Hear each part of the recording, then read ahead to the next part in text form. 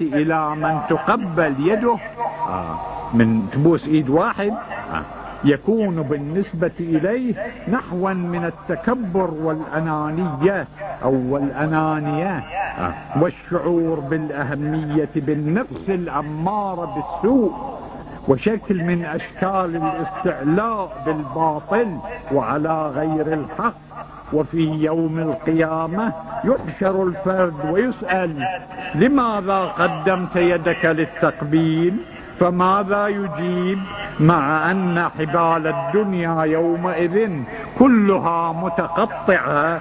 هل يقول كان ذلك طلبا للدنيا أو للشهرة أو للمال أو للتعارف الاجتماعي أو للتكبر؟ طبعا كل ذلك منقطع في يوم القيامة ولا يقبله الله سبحانه وتعالى. ومن هنا ورد كما سمعنا إنها لا تكون إلا لنبي أو وصي نبي، أي للمعصومين بالذات أو واجبي العصمة عليهم أفضل الصلاة والسلام، وهم الأنبياء والأولياء عليهم السلام، لأن نفوسهم ليست أمارة بالسوء لأنهم معصومون. أما أنا وأمثالي من ذوي النفوس الضعيفة والقلوب المخلوطة فهي مؤثرة لا محالة.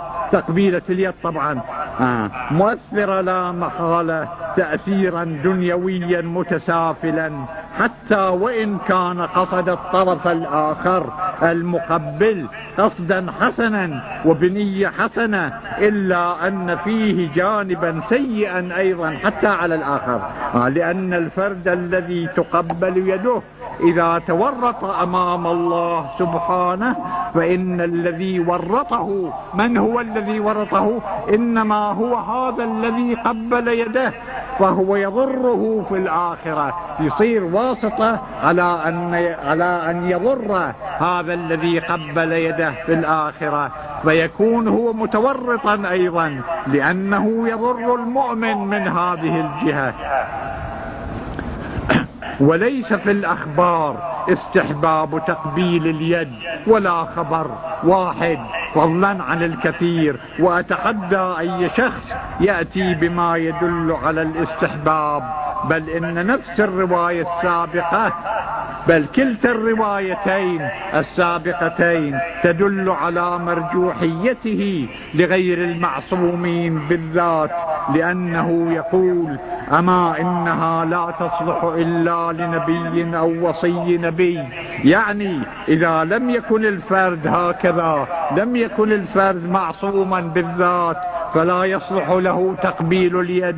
وإمارة ذلك سبحان الله بيني وبينك علامة، ليس بيني وإنما بينك وبين الله علامة، وهو أنه شوف هل يغضب إذا لم تقبل يده، أو أنه يطلب بلسان الحال أن تقبل يده، فماذا يكون حاله أمام السميع العليم القاهر القادر جل جلاله؟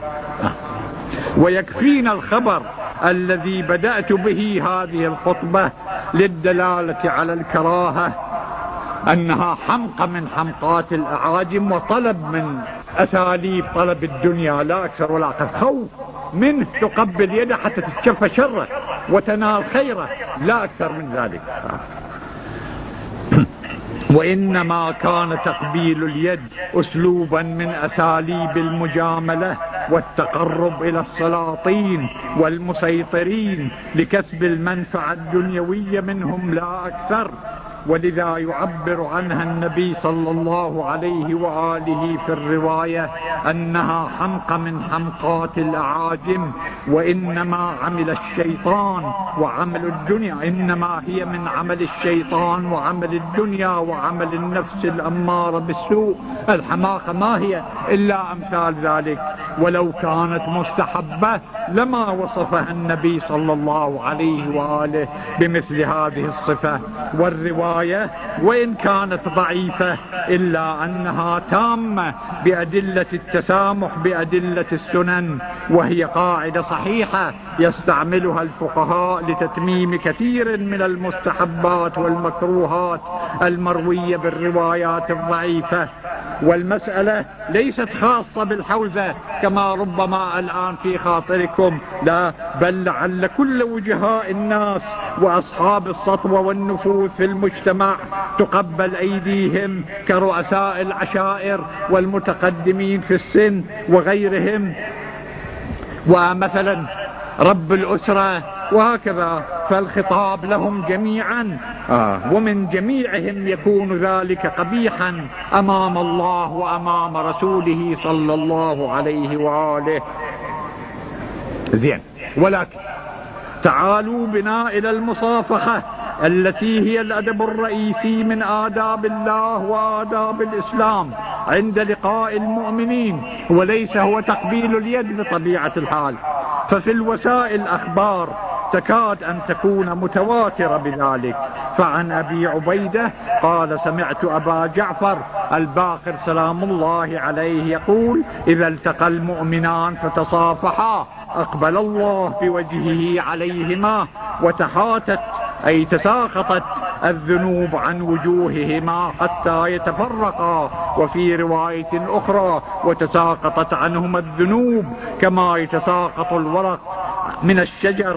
وعن يونس عن رفاعة قال: سمعته يقول: مصافحة المؤمن أفضل من مصافحة الملائكة.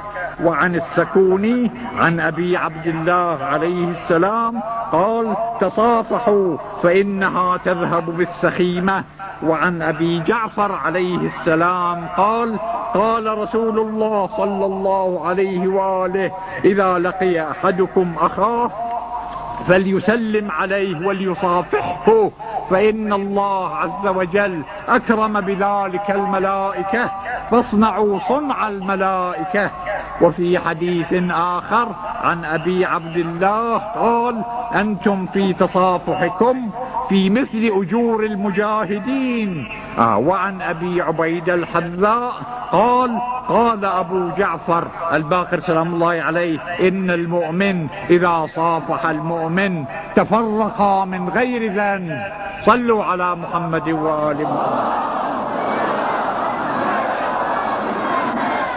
وعن أبي جعفر عليه السلام قال: قال رسول الله صلى الله عليه وآله: إذا تلاقيتم فتلاقوا بالتسليم والتصافح، وإذا تفرقتم فتفرقوا بالاستغفار. والأخبار في ذلك متضافرة ومتواترة، والنتيجة أن المؤمنين إذا تلاقيا وتصافحا فقد عمل المستحب والأدب الإسلامي الذي يرضي الله ورسوله والمعصومين، وافترقا من غير ذنب. وأما إذا حصل تقبيل اليد فقد افترقا بذنب. أما من مد يده فعليه الوزر والمسؤولية، وأما الآخر فعليه مسؤولية توريق صاحبه بالذنب. يبقى شيء واحد أؤجله إلى الجمعة الآتية إذا بقيت الحياة، وهو أنك تسأل، وكثيرون يسألون بهذا الصدد، أن تقبيل اليد إكرام لذرية رسول الله صلى الله عليه وآله.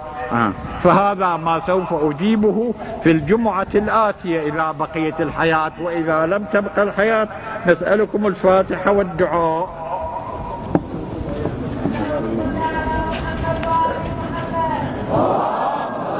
بسم الله الرحمن الرحيم. ويل لكل همزة لمزة الذي جمع مالا وعدده يحسب أن ماله أخلده كلا لينبذن في الحطمة وما أدراك ما الحطمة نار الله الموقدة التي تطلع على الأفئدة إنها عليهم موصدة إنها عليهم مؤصدة في عمد ممددة. صدق الله العلي العظيم. أفلح من صلى على